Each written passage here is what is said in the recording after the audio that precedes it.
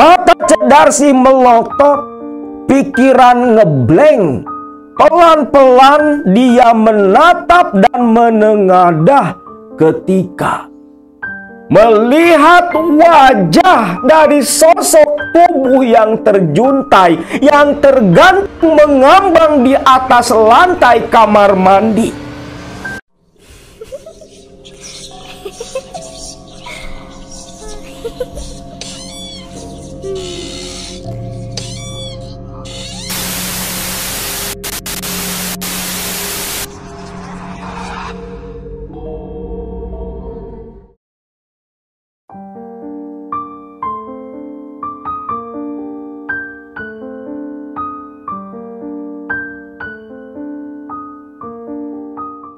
Di penghujung tahun 2024 sampai awal tahun 2025, nama Agus sempat membuat gempar seluruh penduduk negara kita.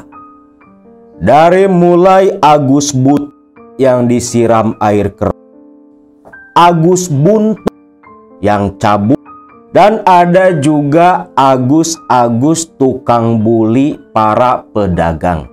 Nah, kisah kali ini merupakan sebuah cerita pengalaman traumatis seorang perempuan dengan lelaki yang bernama Agus, yang sempat dikenal dengan sebutan Agus Buntu. Beberapa puluh tahun silam, Agus, seorang pemuda yang tinggal di sebuah kota kecil. Dia adalah anak dari sepasang suami istri yang tinggal di daerah pinggiran kota. Agus sendiri yang kala itu berusia 22 tahun, merupakan seorang karyawan di sebuah pabrik pengolahan kayu. Pabrik itu begitu besar, karyawannya berjumlah ribuan, kerja pun sampai dibuatkan 3 shift. Agus sudah 2 tahun lamanya bekerja di pabrik itu dengan gaji yang cukup lumayan.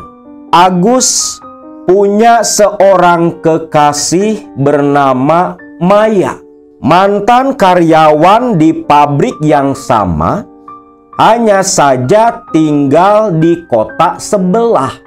Hubungan mereka berawal dari seringnya bertemu di tempat kerja. Percintaan pun terjalin, namun sayangnya Maya kala itu memilih untuk resign dari pabrik, tinggal di rumah untuk menemani ibunya, karena sang bapak kerja di daerah Jakarta. Di tahun kedua hubungan mereka, Agus memutuskan untuk melamar Maya, yang tentunya hubungan mereka berdua ini direstui oleh orang tua masing-masing. Pertunangan pun terjadi. Kedua keluarga bertemu untuk mengikat janji, di mana dalam acara pertunangan itu pihak keluarga Agus meminta tempo 1 tahun untuk melanjutkan ke jenjang pernikahan. Namun, selepas peristiwa titik awal bahagia dalam kehidupan mereka, sekitar 5 bulan pasca Agus dan Maya bertunangan, saat itu Agus kebagian kerja shift malam di tempat kerjanya sendiri. Agus ditempatkan sebagai operator gergaji mesin. Saat itu menginjak bulan Rajab, Agus yang sedang beristirahat dengan beberapa kawannya saat itu membicarakan perihal hajat bumi tahunan yang belum juga dilakukan. Agus berbicara sambil menikmati kopi dengan temannya. "Jang, ini kan sudah hampir pertengahan Rojab, tapi kok pihak perusahaan belum juga potong sapi ya buat syukuran?" "Gak tahu Gus, semenjak pimpinan diganti sama yang baru, kayaknya dia gak terlalu suka buang-buang anggaran untuk hal seperti itu. Sayang ya, padahal acara potong sapi itu sudah jadi kebiasaan di pabrik tempat kita ini. Bahkan katanya kalau acara seperti itu tak diselenggarakan, pabrik ini pasti bakal mengalami musibah," ucap Agus. Karena memang di pabrik itu beredar sebuah mitos di mana acara potong sapi berkedok acara hajat bumi atau syukuran yang biasa dilakukan di bulan Rojab itu sebenarnya adalah acara tumbal pabrik, di mana si kepala sapinya katanya sering dilempar atau ditenggelamkan di sebuah kolam besar tempat perendaman batang-batang kayu. Tapi teman-teman Agus, termasuk si Ujang, gak percaya dengan mitos seperti itu. "Alah Gus, gak mungkin lah Gus. Masa zaman dah modern kayak gini, kamu masih percaya mitos seperti itu?" ucap si Ujang. Agus pun hanya menggelengkan kepala, menganggap mereka hanya sedang bercanda. Lalu sirene berbunyi, pertanda para pekerja harus kembali melakukan aktivitasnya. Agus pun beserta kawan-kawannya bergegas ke ruangan tempat pemotongan kayu. Namun ketika masuk ke dalam ruang tempat mereka kerja, Agus mendekat ke arah mesin pemotong kayu. Dia operasikan mesin, namun ketika mesin mulai menyala, Agus sepintas mencium aroma wangi dari kayu yang sedang dipotong. Agus pun memperhatikan ke arah kawan-kawannya. Namun sepertinya kawan-kawan Agus atau yang ikut kerja di dalam ruangan yang sama itu tidak mengalami seperti yang Agus alami. Semua sibuk dengan pekerjaan bagian masing-masing. Aneh, kenapa yang lain seperti nggak nyium? Bau wangi itu sepertinya dari kayu yang dipotong, pikir Agus. Nah, kayu itu kan berjalan otomatis langsung menuju gergaji yang besar bulat bentuknya. Ketika kayu berjalan mendekat, Agus yang penasaran ngedekat pula ke arah kayu. Tepat ketika kayu masuk dan terpotong oleh gergaji, Agus mendekat dengan maksud memastikan bau harum yang dia cium. Namun ketika mendekat ke kayu, tiba-tiba Agus merasa tangannya ada yang menarik. Tepat tangan kanan. Ada sesuatu yang menarik tangannya dan seketika tangan kanan Agus pun terpotong oleh gergaji.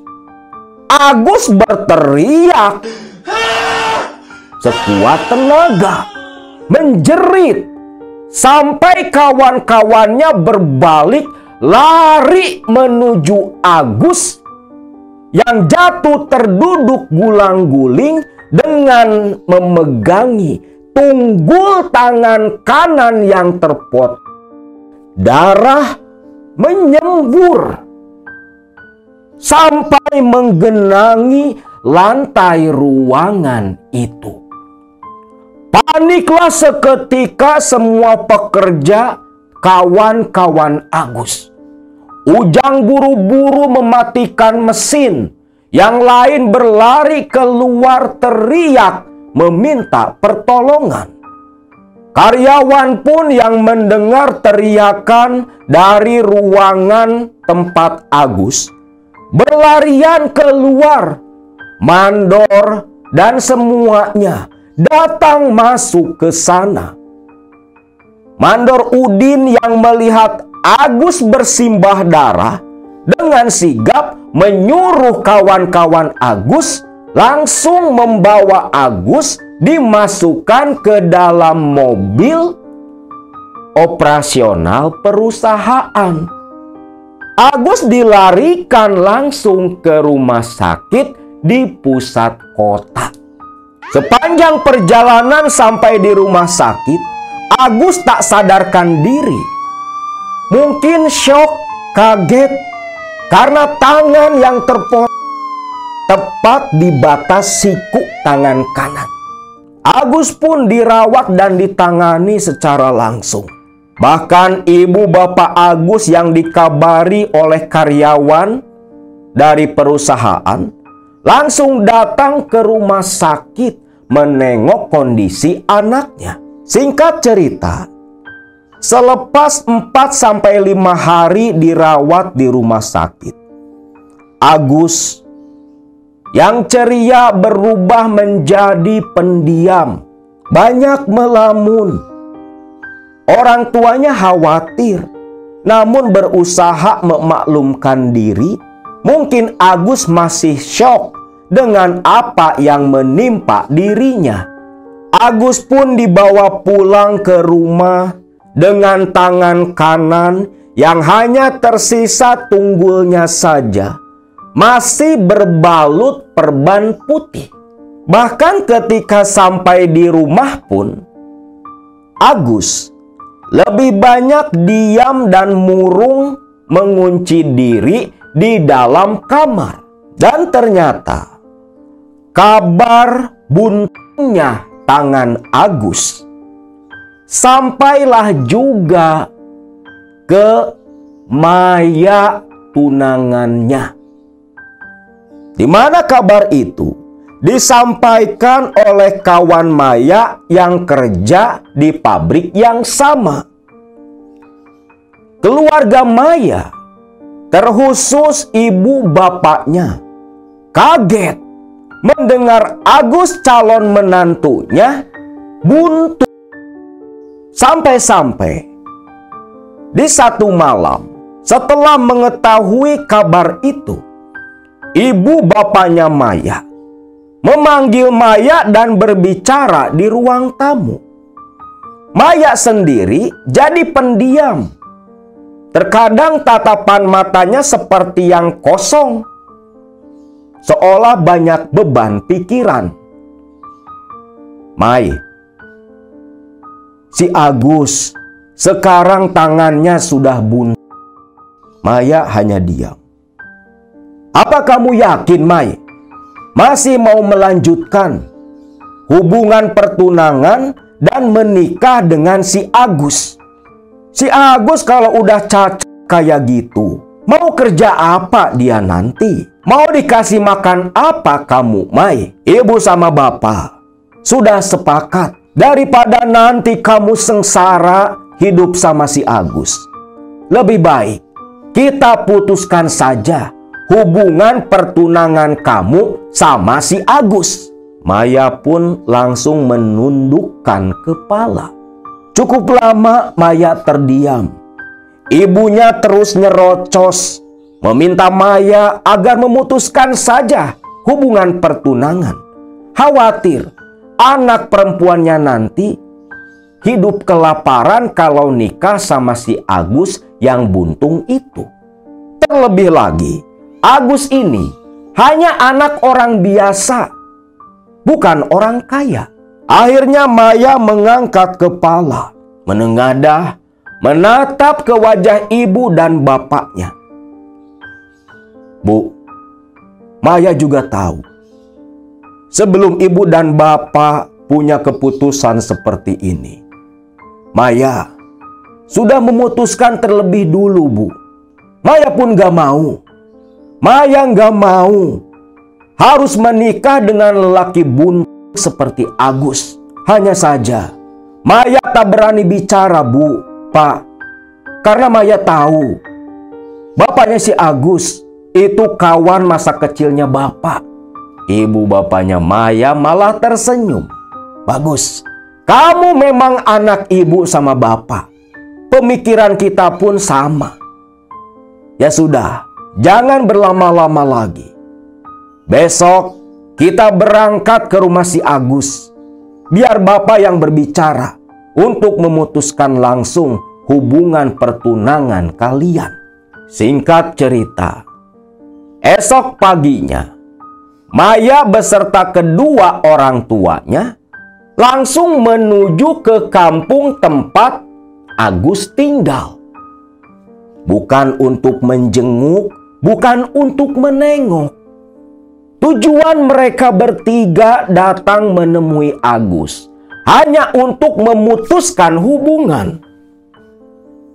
Sekitar jam 10 pagi, Maya dan keluarganya pun sampai di depan kediaman Agus. Ibunya Agus yang sedang menyapu di halaman melihat kedatangan calon menantu dan calon besan. Begitu senang dalam pikirannya.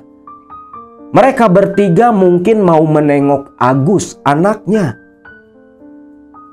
Namun, ketika ibunya Agus mendekat menyambut dengan penuh senyum, dalam pikirannya, ibunya Agus berkata, "Loh, kenapa mereka wajahnya masem kayak gitu?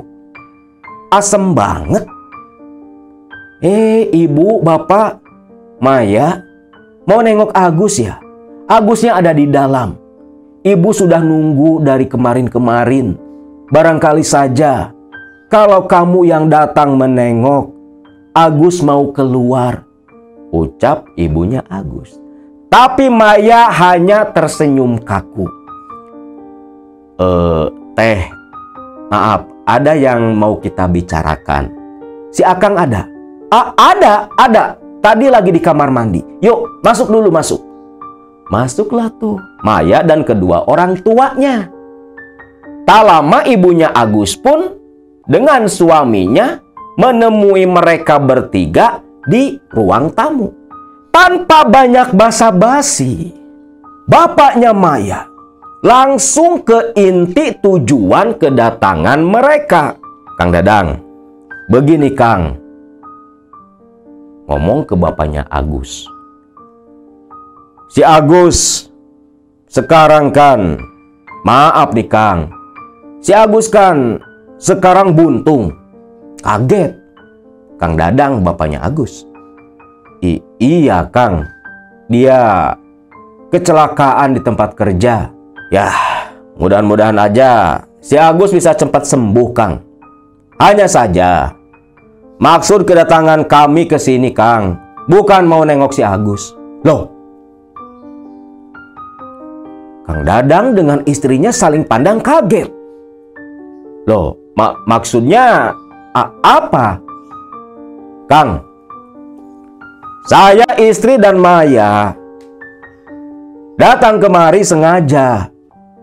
Terus terang saja Kang, saya selaku orang tua, terlebih Maya anak kita satu-satunya, tak ingin anak kami sengsara nanti ke depannya. Terlebih si Agus sudah buntu kayak gitu. Mau kerja apa? Bagaimana mungkin bisa menafkahi Maya? Tanpa mereka semua sadari, Agus menguping di balik pintu kamarnya. Jadi Kang, karena itu mulai saat ini saya, istri, dan Maya memutuskan hubungan pertunangan keluarga kita. Kang Dadang dan istrinya, orang tua si Agus, hanya bisa diam.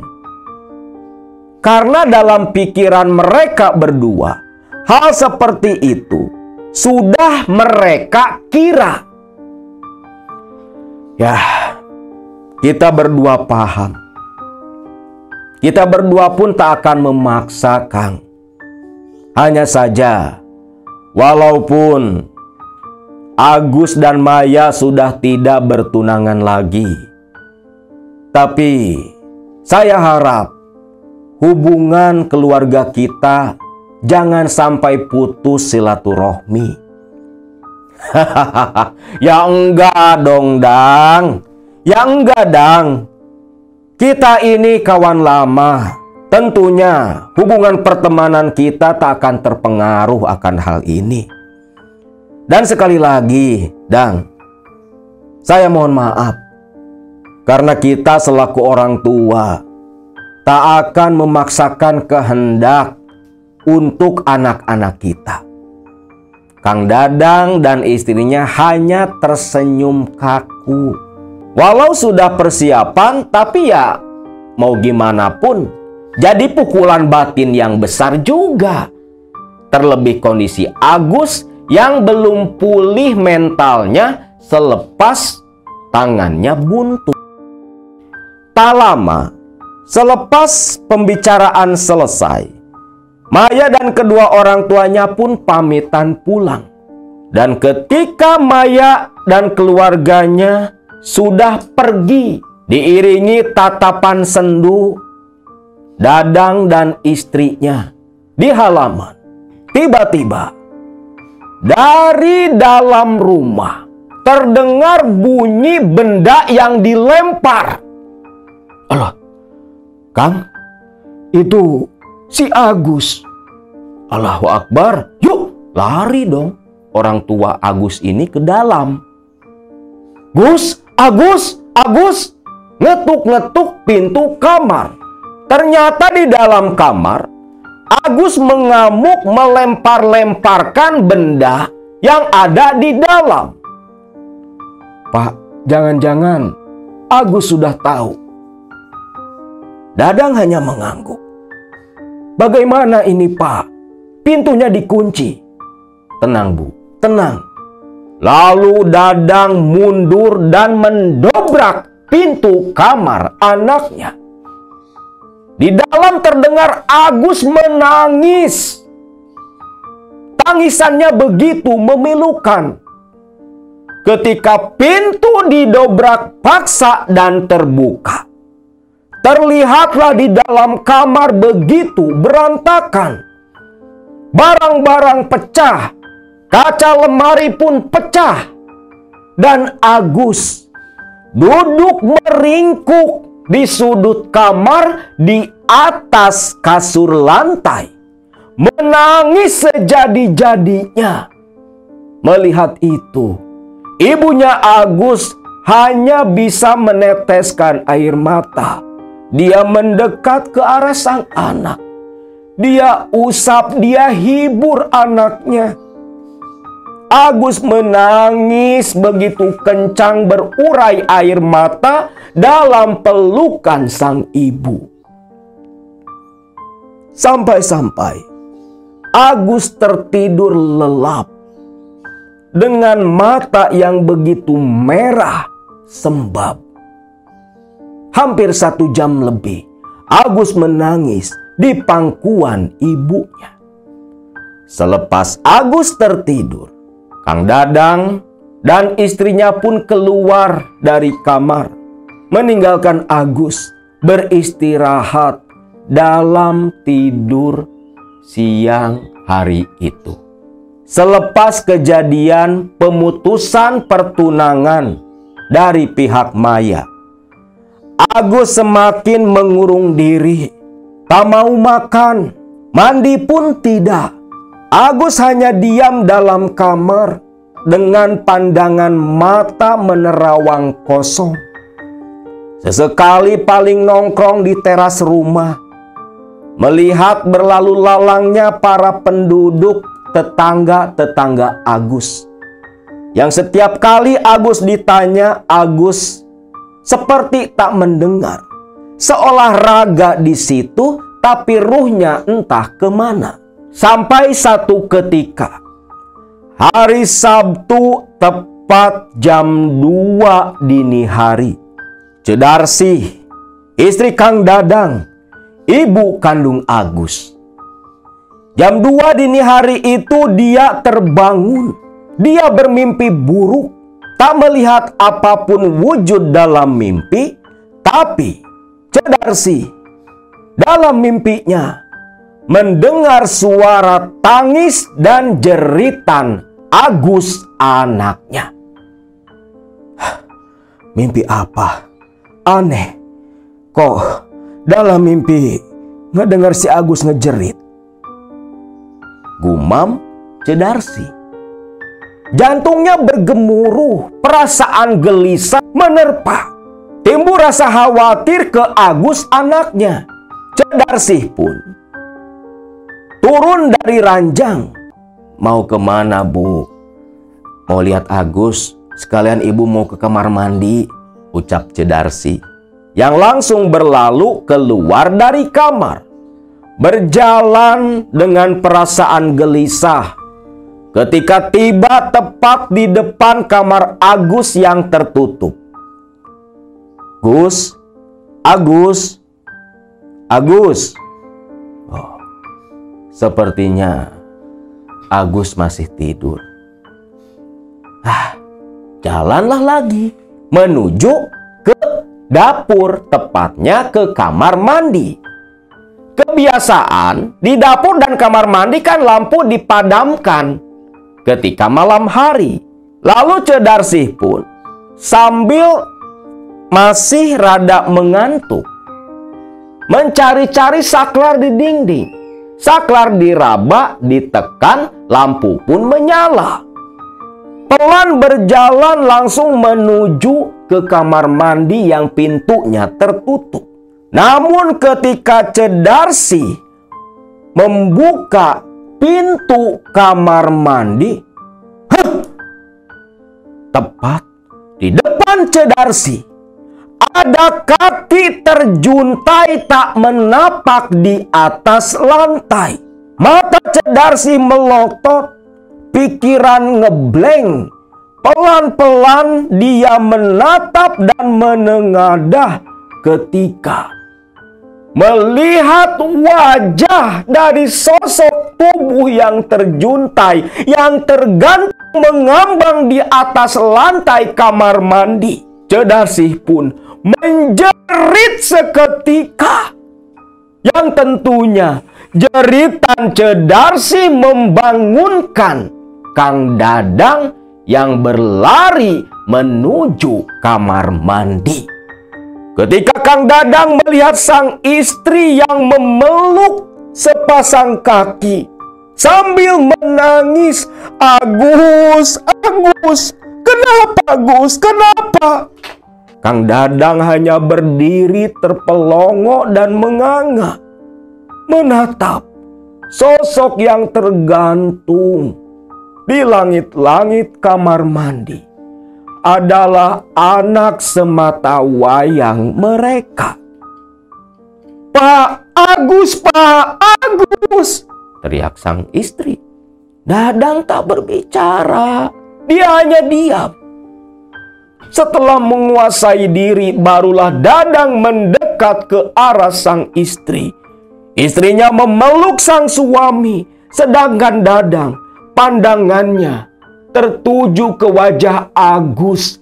Matanya melotot, dengan lidah terjulur, leher terikat seutas tali tambang. Lalu Agus membawa sang istri ke ruang tamu, didudukan dalam kondisi menangis terseduh-seduh. Sedangkan Dadang sendiri keluar, menarik napas panjang menenangkan diri, Lalu sekuat tenaga dia berteriak meminta tolong para tetangga. Teriakan Dadang yang berulang tanpa jeda membuat para tetangga semua berdatangan. Ketika sampai di depan rumah Agus, para tetangga bingung dan heran melihat Dadang yang seperti orang linglung hanya diam. Terlebih tatkala mendengar suara tangis Cedarsih di dalam. Dadang pun ditanya, tak menjawab, tubuhnya diguncang-guncang oleh tetangga. Dadang hanya menunjukkan tangan ke dalam rumah. Ketika tetangga masuk, melihat Cedarsih yang menangis sebagian mendekat. Lalu seorang tetangga yang penasaran menuju ke arah dapur. Ketika melihat ke kamar mandi yang pintunya terbuka, dia pun menjerit membuat semua orang lari ke dapur Kang Dadang. Ketika melihat Agus sudah tak bernyawa, menggantung di langit-langit kamar mandi, mereka hanya beristighfar dan diam. Lalu dengan sigap, ketua RT setempat di sana menghubungi Babinsa di desa mereka. Setengah jam kemudian, sirene ambulan pun terdengar. Babinsa dan beberapa anggota kepolisian datang. Setelah dilakukan olah TKP dan sejenisnya, Agus pun diturunkan. Lalu dari pihak kepolisian mengatakan, apa yang menimpa Agus itu mutlak bunuh diri. Agus sepertinya naik ke bak mandi. Langit-langit kamar mandi yang memang tanpa plafon, masih berupa kayu usuk dan genteng tanpa penutup, memudahkan Agus mengikatkan tali tambang. Motifnya mungkin frustasi karena putus pertunangan. Maka hari itu pun, kampung tempat tinggal Agus ramai akan berita Agus yang ganti diri di dalam kamar mandi. Jenazah Agus pun langsung dikebumikan oleh warga dan orang tua kandungnya. Di tempat lain, tepatnya di kediaman Maya dan kedua orang tuanya, di kota yang berbeda, Maya seperti tak punya perasaan. Selepas memutuskan pertunangan dengan Agus, dalam 1 minggu, Maya sudah menerima lelaki lain yang mau meminang dirinya. Nah, malam itu, si Ipan, kekasih baru Maya, ngapel ke rumah Maya pulang jam 10 malam. Diantarkan langsung oleh Maya ke halaman rumah. Selepas Ipan pergi, Maya pun berbalik dan masuk ke dalam. Kedua orang tuanya sudah tertidur lelap. Rasa kantuk pun menerpa. Maya langsung ke dalam kamar, pintu dia tutup, naik ranjang, Maya pun tertidur. Nah, dalam tidurnya, Maya bermimpi. Maya berada di sebuah tempat yang begitu gelap, sampai bayangan jari-jarinya pun tak terlihat. Maya ketakutan. Pikirannya panik. Mimpi tapi seperti nyata. Di tengah ketakutannya itu, "Mak, Bapak, Mak," teriak Maya. Maya tak bisa menentukan arah dalam mimpinya. Di tengah Maya yang memanggil-manggil nama emak dan bapak, tiba-tiba terdengar suara yang begitu samar berkata, Mai, Maya, kenapa Mai? Kenapa? Suara itu walaupun samar begitu jelas. Dan Maya kenal betul. Suara itu adalah suara Agus, mantan tunangannya. Mai, Maya, Maya, kenapa Mai? Kenapa? Agus, Agus, Agus, Agus, teriak Maya dengan nada membentak karena kesal.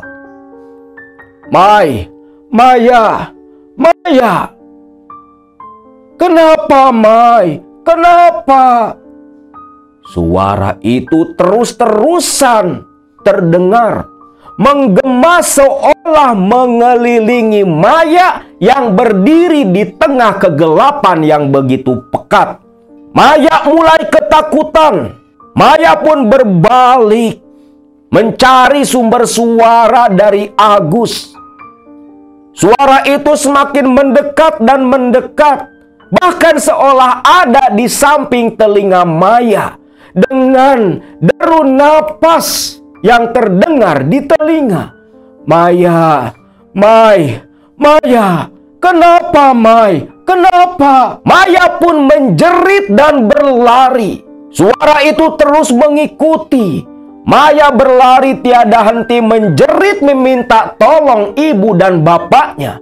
Lalu Maya pun tersandung dan jatuh. Ketika terjatuh itulah tangan Maya membentur sesuatu dan tiba-tiba suasana gelap yang begitu pekat berubah agak terang seperti terang cahaya bulan. Ketika Maya menatap ke sekeliling tempat dia berada, Maya pun kaget karena di depan, kiri, kanan, dan belakang Maya deretan batu-batu nisan. Maya ketakutan, tubuh menggigil. Di tengah kondisi yang seperti itu, tiba-tiba ada tangan yang menyentuh pundak kanan Maya dan berkata dengan suara yang parau begitu berat, "Mai, Maya, Maya." Pelan Maya berbalik. Dia pun menjerit karena di belakangnya sosok Agus dengan wajah yang begitu hancur dan menakutkan muncul tiba-tiba. Jeritan Maya membuat dia bangun. Napas tersengal. Astagfirullah. Astagfirullah, ucap Maya. Dengan napas yang tersengal-sengal terbangun dari mimpi buruk. Di tengah Maya yang ketakutan, badannya gemetar akibat mimpi buruk yang dia alami. Napas masih tersengal-sengal. Maya tiba-tiba mendengar suara dari samping kanan ranjangnya. Maya. Sontak Maya menoleh, lalu tepat di cermin lemari bajunya. Maya melihat Agus dengan tangan buntu berdiri menyeringai menatap nyalang ke arah Maya. Maya menjerit begitu kencang sampai ibu bapaknya terbangun lari ke dalam kamar Maya. Melihat sang anak yang tubuhnya gemetar menangis ketakutan, menutup wajah dengan bantal. Ibu bapaknya pun mendekat dan bertanya, "Ada apa, Mai? Ada apa?" Itu, Ma. Itu, Ma. Itu." Sambil menunjuk ke cermin. "Apa, Mai? Tak ada apa-apa." "Tak ada apa-apa. Bangun, bangun." Maya pun dibangunkan, tapi masih menutup wajah dengan telapak tangan. "Ada apa, Mai? Ada apa?" Pelan-pelan Maya pun merenggangkan jari. "Hah? Loh, kok tadi ada apa, Mai?" Maya pun cerita tentang mimpi buruk bertemu sosok Agus yang menakutkan, sampai datang ke alam nyata, berdiri dalam bayangan cermin lemari bajunya. Ibu bapaknya Maya hanya saling pandang bingung. Aneh, itu mungkin cuma mimpi, Mai. Sudahlah, jangan terlalu kamu pikirkan. Lebih baik kamu kembali tidur. Hibur ibunya. Maya pun hanya mengangguk. Tapi selepas ibunya keluar dari kamar, boro-boro mau tidur lagi, Maya hanya duduk menyandar melamun. Pandangannya menerawang, muncul bayangan Agus. Maya pun mengenang masa-masa indah sebelum pertunangan mereka diputuskan. Singkat cerita, mimpi yang hanya tadinya dianggap mimpi malah terulang sampai 3 kali. Tentunya orang tua Maya yang mendengar cerita anaknya mimpi yang terus hal yang sama, berulang-ulang sampai 3 malam, akhirnya menjadi curiga. Bu, jangan-jangan si Agus main dukun. Sepertinya dia tak terima Maya memutuskan pertunangan, Bu. Sepertinya Maya kena guna-guna kiriman si Agus Buntung, Bu. Bisa jadi, Kang. Bisa jadi. Lantas bagaimana? Bagaimana sebaiknya, Kang? Kalau masih dalam mimpi, tidak terlalu membahayakan. Biar nanti saja. Di acara hajatan si Kang Cecep, kita minta bantuan saudara-saudara kita yang di sana. Oh, iya ya, Kang. Ya sudahlah, terserah Kang saja, ucap ibunya Maya.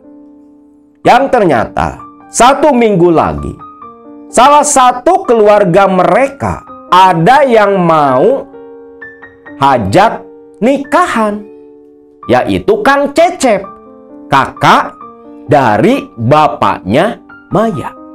Nah, singkat cerita, seminggu kemudian ibu dan bapaknya Maya berniat mau menuju ke rumah saudaranya, si Kang Cecep. Mai, kamu yakin gak mau ikut? Enggak lah, Bu. Males ke tempat si Uwak mah. Mana kalau hajatan kayak gini, pasti semua orang pada ngumpul. Ibu saja sama bapak, Maya mah di rumah. Maya menolak ajakan orang tuanya. Ya sudah, Mai. Kalau gitu, ibu sama bapak pergi dulu ke rumah uak kamu. Baik-baik kamu di rumah. Kalau kamu kesepian, tinggal panggil saja si Ipan nemenin kamu di sini. Tapi jangan nginep. Gak perlu, Pak. Maya lebih suka sendiri. Ya sudah, ibu sama bapak pamit dulu. Maya pun hanya tersenyum melepas kedua orang tuanya pergi ke rumah sang uak yang tinggal di desa sebelah. Maya pun sendirian di rumah hari itu. Namun ketika jam 3 sore, langit di kampung tempat tinggal Maya gelap, mendung. Tak lama turun hujan cukup deras. Maya pun menutup pintu, masuk ke dalam kamar setelah makan masakan yang dibuatkan ibunya tadi pagi. Hujan tiada henti sampai ketika azan maghrib terdengar. Hujan belum juga reda, Maya pun malah tertidur begitu lelap. Namun, di tengah Maya yang tidur entah sudah jam berapa, tiba-tiba Maya terbangun karena mendengar suara ketukan di kaca jendela kamar Maya. Loh, siapa? Ucap Maya yang langsung bangun. Ketukan tak berhenti, masih terdengar. Siapa ganggu-ganggu jam segini? Ivan ya? Van? Ivan? Maya bangun turun dari ranjang. Namun ketika mendekat ke arah jendela, ketukan berhenti. Loh, gordeng dibuka. Gak ada siapa-siapa. Lalu pintu depan rumah yang diketuk. Gordeng ditutup kembali. "Iya sebentar," teriak Maya. Maya pun setengah lari. Dia takutnya itu Ivan, pacarnya, kekasih barunya. Namun sampai di ruang tamu, ketukan di pintu pun tak terdengar lagi. Loh, siapa? Orang iseng kayaknya. Maya pun berbalik, menatap ke jam dinding. Loh, udah tengah malam, pikir Maya. Tepat jam 12 malam. Masih ngantuk. Bodoh amat lah, mending tidur lagi, pikir Maya. Yang langsung berjalan menuju ke arah kamar. Namun baru 2-3 langkah Maya berjalan. Maya, buka pintunya, Maya. Loh, Agus? Ucap Maya. Terdengar suara Agus memanggil dia dari balik pintu depan, diiringi guyuran air hujan yang masih deras. Agus? Buka pintunya, teriak Agus.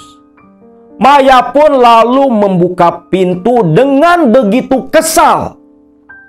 Ketika pintu dibuka, terlihatlah Agus yang berdiri di teras depan rumah Maya dengan pakaian yang basah kuyup, mengenakan kemeja putih lengan panjang, di mana yang kanan hanya kain terjuntai, celana hitam panjang, rambutnya basah. Sepertinya Agus datang hujan-hujanan. Agus menunduk, air menetes dari wajah. Bunda, ngapain kamu kesini ganggu orang tengah malam? Pergi kamu! Bukannya kita sudah putus? Sudah tak ada hubungan antara kita? Pergi kamu sana! Dasar laki buntu, miskin, gak tahu diri, ucap Maya. Sambil bertolak pinggang, ngomel-ngomel membentak dan menghina Agus, mantan tunangannya. Kenapa, Kenapa kamu tega, Kenapa? Ucap lirih Agus sambil menundukkan kepala. Agus, perempuan mana yang mau nikah sama lelaki buntu seperti kamu, Gus? Apalagi kamu itu orang miskin. Mikir, Gus, mikir, bentak Maya. Agus tak menjawab, malah berjalan dan duduk di kursi di samping pintu rumah Maya. Maya makin kesel. Risih dia ngelihat Agus yang pakaiannya belepotan lumpur. Tapi Agus hanya diam. Makin lama, malah Maya nyium aroma bangke dari tubuh si Agus. Bukan cuman bukan cuma buntu ternyata kamu, Gus. Dah buntung miskin, bau lagi, ucap Maya. Yang begitu merasa mual mencium aroma bau busuk dari tubuh Agus. Maya menyender di kusen pintu dengan tangan masih bertolak pinggang. Pergi sana kamu, Gus. Ngapain kamu kesini? Pergi, bentak Maya. Agus terlihat menunduk dengan pundak yang bergetar seperti menahan amarah, bahkan tangan kirinya sampai terkepal.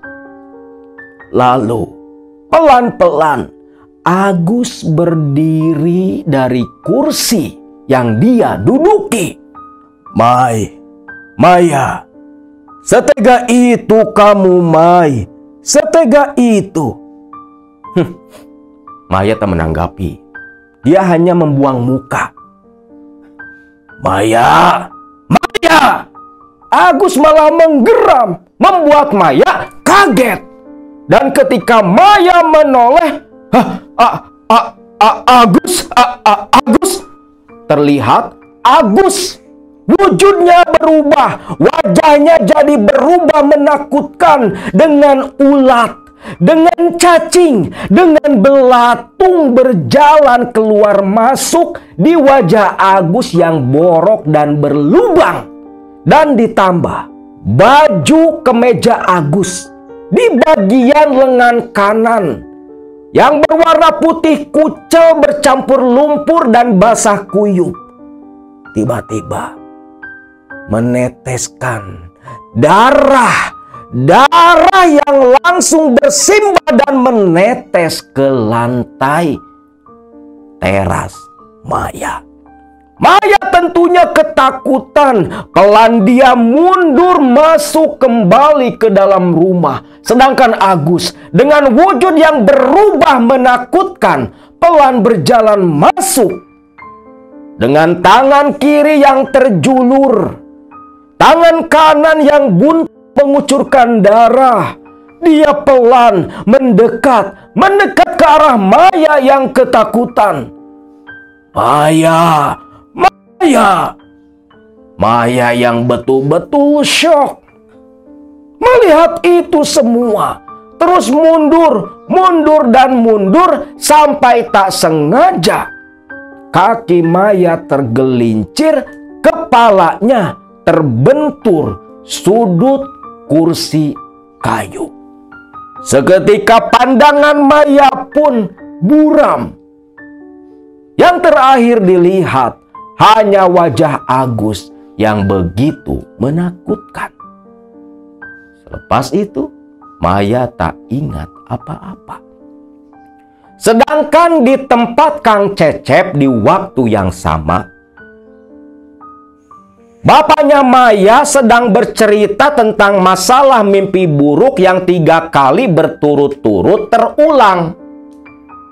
Kang Cecep pun yakin kalau memang si Maya dikirim guna-guna sama keluarga Agus yang tidak terima diputus pertunangan. Dan si Kang Cecep ini berkata, menyanggupi untuk nanti ngelabrak ke rumah Agus selepas selesai hajat pernikahan anaknya. Nah, singkatnya, esok paginya bapak dan ibunya Maya pun pamitan dari rumah Kang Cecep. Khawatir dengan Maya takut mimpi buruk lagi. Namun setibanya di halaman rumah, loh, Bu, kok pintu jam segini udah dibuka sih? Biasanya si Maya masih tidur loh. Ini baru jam 7. Gak tahu, Pak. Tanpa curiga apa-apa, ibu dan bapak Maya pun masuk ke halaman. Dan ketika naik ke teras rumah, "Hah? Maya!" Ibunya Maya teriak, lari mendekat ke arah Maya. "Pak, Maya, Pak, Maya!" Maya pun diguncang-guncangkan oleh sang ibu yang memeluk. Pelan-pelan Maya pun mulai siuman. Ketika Maya membuka mata, yang pertama kali keluar dari mulutnya adalah jeritan. "Mai, ini ibu, Mai, ibu." Ibu. Maya memeluk ibunya. Bapaknya yang khawatir lalu bertanya apa yang menimpa Maya. Maya pun cerita peristiwa semalam yang membuat dia sampai jatuh pingsan. Mendengar itu, makin geramlah bapaknya Maya. Makin yakin kalau memang Agus dan keluarganya mengirim guna-guna kepada Maya. Lantas dengan hati penuh amarah, bapaknya Maya pun kembali ke rumah Kang Cecep kakaknya. Laporan. Lalu Kang Cecep pun bilang, besok pagi mereka akan bersama-sama pergi ke kampung Agus untuk membuat perhitungan. Singkat cerita, esoknya betul-betul dua keluarga ini berangkat. Keluarga Kang Cecep dan keluarga Maya. Dengan maksud mau bikin perhitungan kepada keluarga Agus yang sudah mengirim guna-guna kepada Maya. Namun apa yang terjadi? Sesampainya di kampung Agus, yang ketika turun dari mobil penuh amarah, namun ketika bertemu dengan Dadang dan Darsi, orang tua Agus, ketika baru saja mau membentak, bapaknya Maya ditenangkan oleh istrinya. Lalu Kang Cecep maju ke depan. Si Agus ada sesuatu yang mau kami bicarakan. Mendengar itu, ibunya Agus malah menangis. Akhirnya membuat rombongan keluarga Maya malah bingung. Kita bicarakan di dalam saja, Kang, ucap Kang Dadang. Keluarga Maya yang heran pun hanya mengekor saja. Dan ketika di dalam rumah, Maya, orang tuanya, Kang Cecep dan keluarganya hanya terbelalak tak menyangka tatkala mendengar kabar dari Kang Dadang kalau sebenarnya Agus sudah meninggalkan diri beberapa waktu yang lalu. Bak disambar petir, sadarlah Maya kalau yang datang dalam mimpi dan yang malam kemarin ke rumahnya betul-betul arwah Agus, mantan tunangannya. Akhirnya setelah semua tenang, lalu Kang Cecep pun berkata, "Kalau begitu, mohon maaf Kang. Kalau bisa, kami semua ingin berziarah ke kuburannya Agus." "Ya, saya antar," ucap Kang Dadang. Berangkatlah nih berziarah ke makam Agus. Sampai di sana, Kang Cecep yang memimpin doa. Selesai berdoa bersama, menyiramkan air dari botol di atas pusara. Lalu semua orang pun berdiri termasuk Maya. Berbalik, berjalan pergi, meninggalkan kuburan Agus, mantan tunangan Maya. Namun, ketika rombongan berjalan meninggalkan area pemakaman, tepat mendekat ke arah gerbang pemakaman, Maya yang berjalan paling belakang langsung terdiam karena mendengar suara yang memanggil-manggil namanya. Lalu pelan Maya pun berbalik dan tepat ketika memandang ke arah kuburan Agus, ada sesosok yang berdiri di samping pusara berbalut kain kafan. Agus nih bos, tamplik dong.